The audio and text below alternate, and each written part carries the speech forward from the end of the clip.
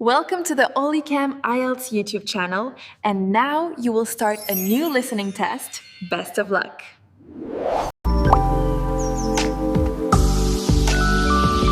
You will hear a telephone conversation between a customer and a shop assistant.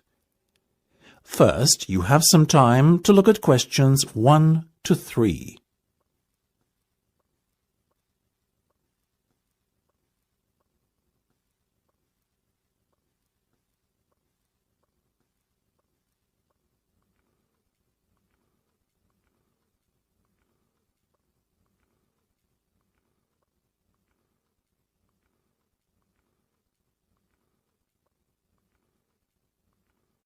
You should answer the questions as you listen, because you will not hear the recording a second time.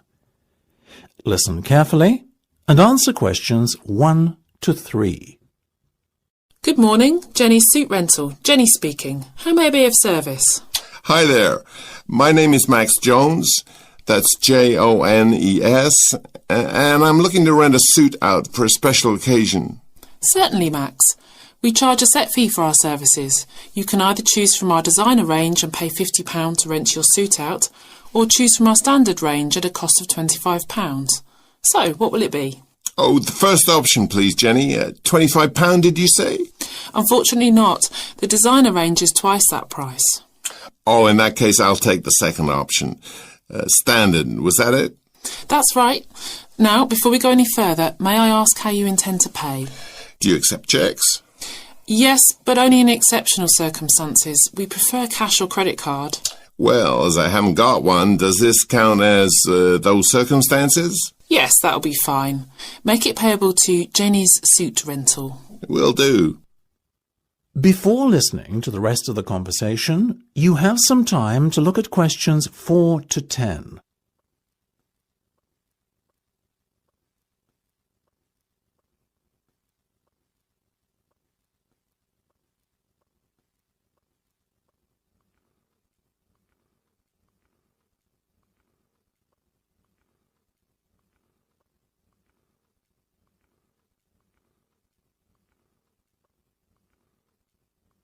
Now listen and answer questions 4 to 10. Now, Max, can I take your measurements, please, and a few details about what sort of suit you have in mind? Certainly. Let's start with the trousers then, shall we? What is your waist size and leg length? I used to be 32 waist, you know, but these days it's more like 36. Too many cream pies. I've been there. And about the leg, 34? I wish. I'm afraid I'm somewhat lacking in the height department. Not even a 32. 30, I'm afraid. Never mind. As for the colour, could you do a dark grey suit? In fact, we have a very smart one of those in just your size. You're in luck. Now, what about shoes? Same colour? No, I think I prefer something darker. OK, let's go with traditional black then, shall we? What about size? I'm a size 45. By my calculations, that's 10 in our sizes. And style? What have you got? We do suede, nubuck and traditional leather. Definitely the last one. Very well. And will you be wanting a necktie? Do you do bow ties? Of course. I'll put one of those down in your order. Dark grey, I presume? Perfect. To match the suit. I think I fancy a light blue shirt, by the way. Might I recommend a green? Green would go very well with the suit you are renting. Light or dark? I'd say dark. Dark it is then. My neck size is 17 and a half. Hard to believe that a little over a year ago I could fit into a 15, isn't it? Those cream pies again, right? You got it. Now, what about your suit jacket? Same colour as the trousers, obviously, but what size? Medium should be fine. You sure? Yeah. And have you got any of those 3-button ones? I'm afraid not. The 1 and 2 button suit jackets are far more popular at the moment. In fact, the 1 button is all the rage. Let's have that one then. No problem. Now. That is the end of part 1. You now have half a minute to check your answers.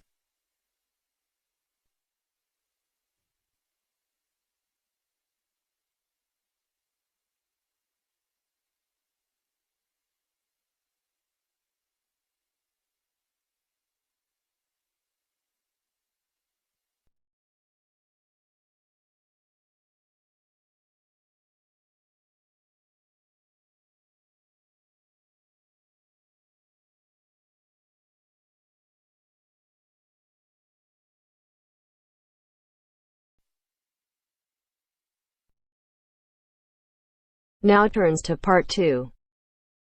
Part 2. You will hear a talk by a tour guide. First, you will have some time to look at questions 11 to 17.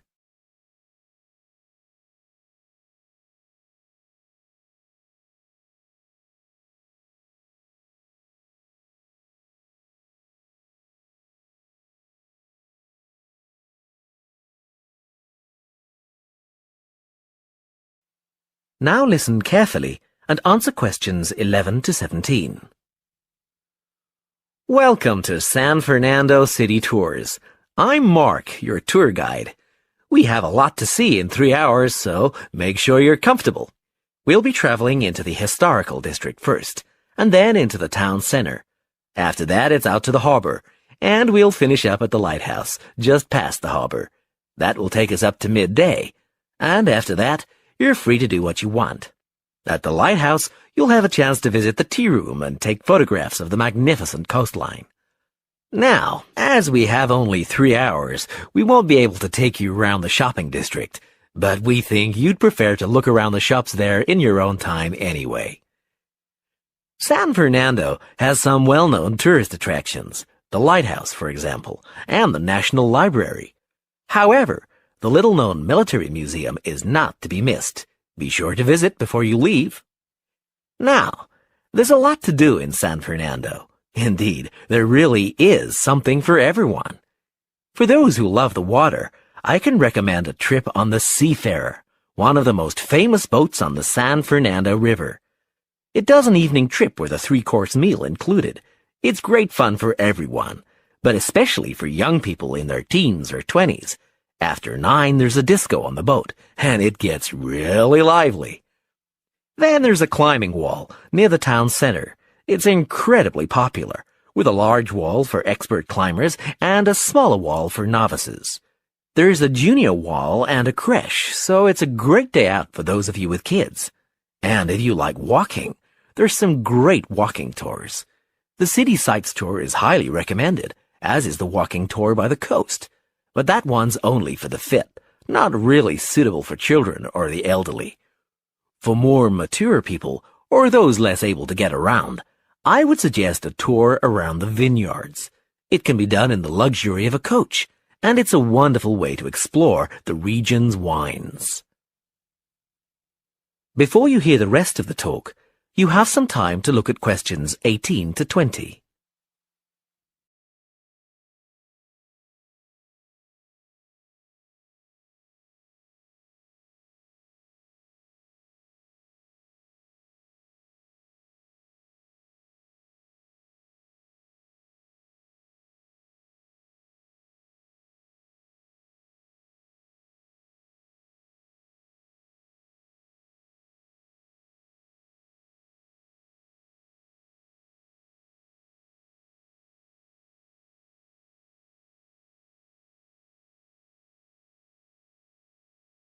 Now listen and answer questions 18 to 20.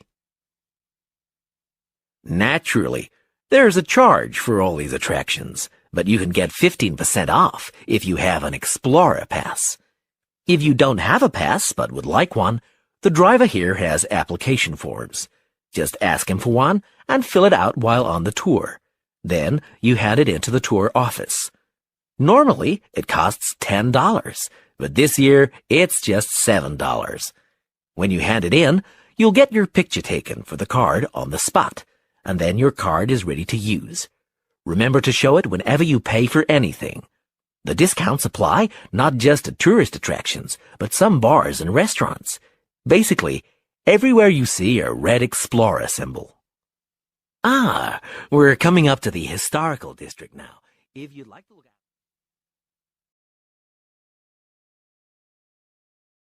That is the end of part 2. You now have half a minute to check your answers.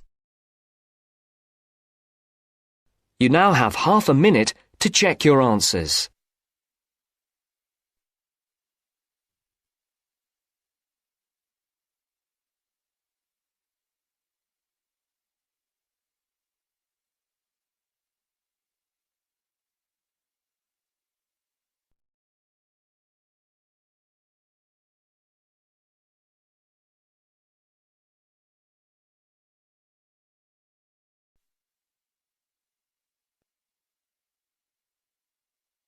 Now turns to part 3. Part 3.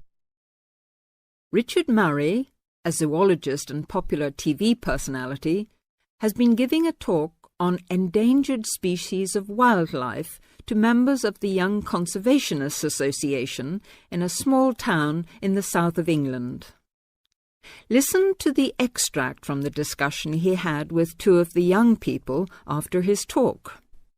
First, you have some time to look at questions 21 to 25.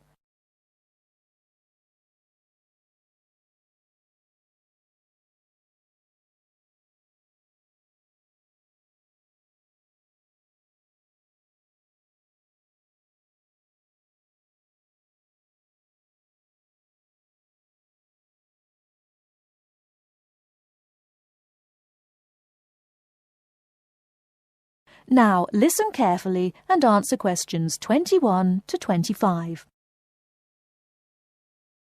What would you say, Mr. Murray, are the main reasons that so much of our wildlife will have died out by the end of the next few decades? Well, Tony, we can't, of course, rule out the effect of urbanization due to the spread of population. But apart from that, I believe there are 2 reasons which, in a way, are like the opposite ends of a piece of string. If you tie a knot in that piece of string, you end up with a circle, and whichever way you go round, it's going to turn out to be the same. I don't think I quite get that, Mr. Murray. Well, let's put it another way. It's rather like a film. You've got the good guys and the bad guys. They're pulling in opposite directions, but when it comes to the final showdown, it's hard to make out which is which. What are your 2 reasons, Mr. Murray? I call them greed and caring. Greed and caring? Yes, I know they don't seem to have much to do with one another, but think about it. The motive of greed is pretty obvious. In the course of the next few months, thousands of baby seals will be bludgeoned to death before they're even weaned from their mothers. What for? For the sale of their skins at inflated prices to please the vanity of a few and line the pockets of the killers. Crocodiles will be slaughtered to provide shoes and handbags for the rich. Gorillas, tigers, leopards and rhinos will be hunted for senseless sport or poached in defiance of regulations. Their skins, their horns, and their magnificent heads will be used as trophies to decorate someone's living room floor or walls. That's terrible. Yes, but it's not all. The whale, probably the most impressive and certainly one of the most intelligent sea mammals in creation, will be cruelly hunted and harpooned to make more money for the profiteers.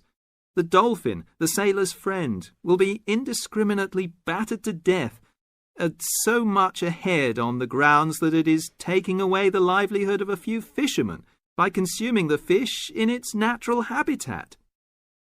But surely, Mr. Murray, we do have to keep warm. We need whale oil and ambergris. Fishermen have to make a living. Part of what you say is true, of course, Tony, but we shall have to enforce far stricter controls if future generations are not to find themselves in a world devoid of wildlife as we know it. Well, I see what you mean about fur coats and crocodile handbags, Mr. Murray, but I don't understand what you mean by caring. That can't be bad, surely. I mean, I thought we were supposed to be living in a caring society. Well, so we do, in a way. The trouble is, there are so many well-intentioned people who start out with the best possible motives of trying to protect or immunize us from this, that, or the other in the most effective way at the quickest possible rate. But in their enthusiasm, they lose sight of the long-term consequences. It's only very gradually that the danger to other forms of life, including humans, comes out. Not to say leaks out, and by that time it'll probably be too late to do much about it. Take insecticides, for instance. But Before you hear the rest of the talk, you have some time to look at questions 26 to 30.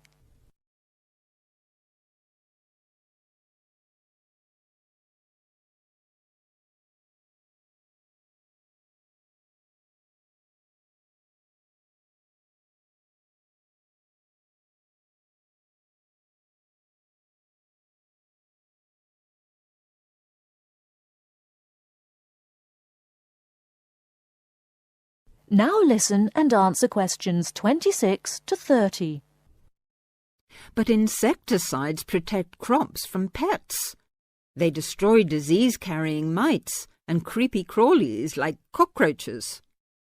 True, but nature has a way of developing her own immunity against insecticides and other pest controls, with the result that the biologists are driven to inventing stronger and stronger compounds, which, though they may annihilate the pest, nevertheless permeate the environment, are assimilated by plant and animal life, and become absorbed by the soil.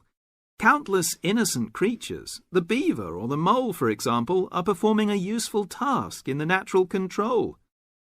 The alarming prospect is that as these poisons enter the foods we eat, and consequently our own systems, they'll find their way into the body of the pregnant mother and into her milk, offering incalculable risks to the unborn or newly born infant. In spite of all our technological expertise, our time is running out. We're virtually destroying ourselves. That is the end of part 3. You now have half a minute to check your answers.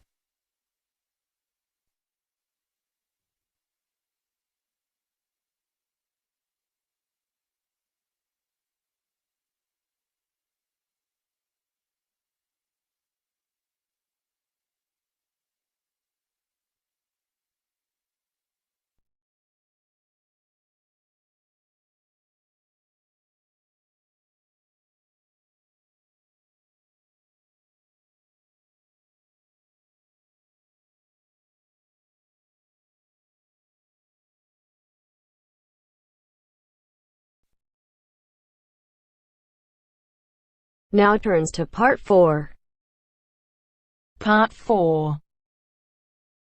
You will hear a media studies tutor giving a lecture about news sources.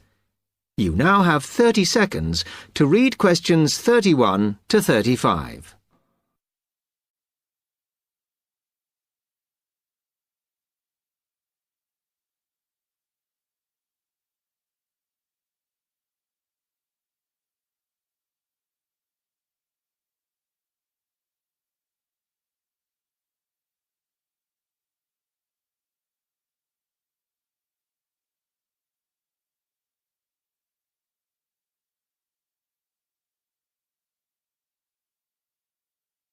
Okay, now many of you will have heard about the predicted death of newspapers, as people increasingly access the TV and the Internet for their news.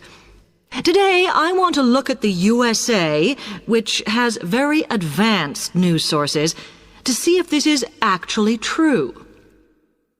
In the USA, the main news sources without doubt are TV, the Internet, and the press. That is, traditional newspapers. And although they are each surviving and growing, they are also changing. Obviously, TV news has been around for a while, and the early evening bulletins when people get in from work are very popular. I suppose we traditionally think of the morning newspaper arriving on our doorstep with the daily news.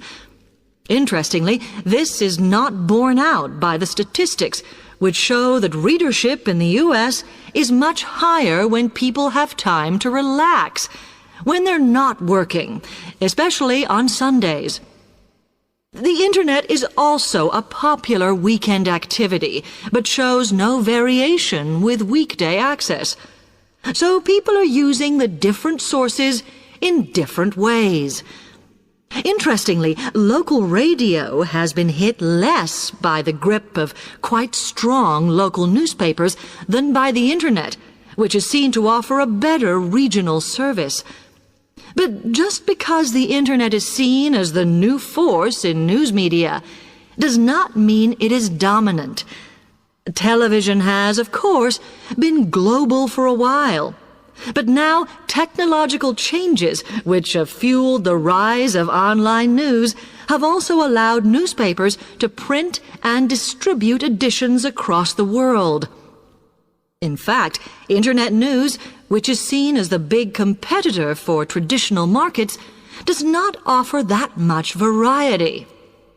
Often the sources are the online versions of the newspapers, whereas television, in order to offer something different, has had to come up with a much more mixed bag of reporting, from hard news to light reports on celebrity events. Another issue is reliability. The Internet is virtually unregulated, so anything can be reported there, whether true or not.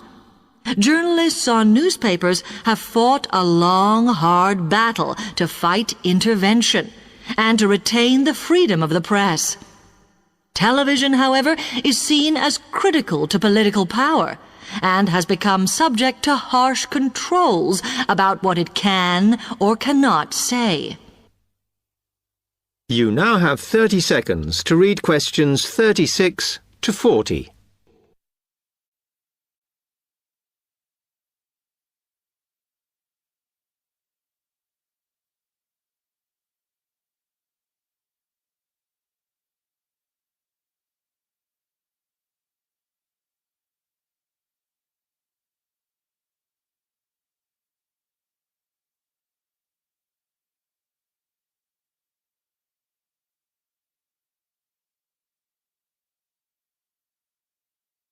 Now, one very critical factor in keeping newspapers alive and well in the USA has been their approach to advertising.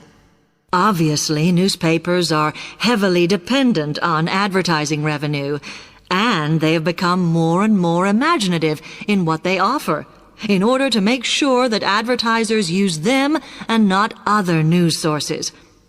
This has meant that, contrary to popular belief, newspapers now have a significantly higher profit margin than the rest of American industry. So, how have they managed to raise advertising revenue in this way?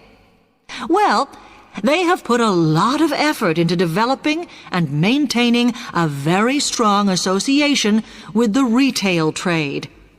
And they've come up with a winner. A critical tool in their sales plan has been suggesting that the adverts they run can have vouchers. This has been enormously effective because they have found that not only do more people buy the paper to get the discounts, but also that this inevitably means much higher sales for the clients who advertised. As well as doing this, the newspapers have also introduced aggressive sales campaigns over the last few years. This has resulted in a significant and continuing rise in the number of advertisers prepared to pay the extra for full-page ads. So, what I would like to move on to...